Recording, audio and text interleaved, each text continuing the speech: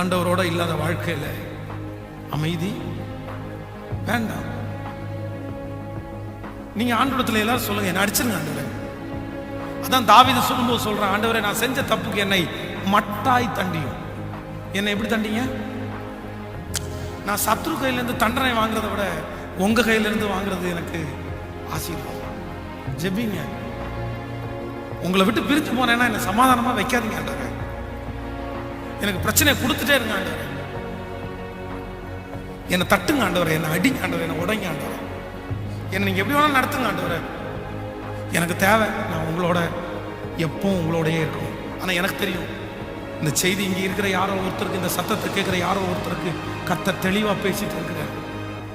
தெளிவாக பேசிட்டு இருக்காரு. வேணாம் பிரதர், வேணாம் சிஸ்டர்.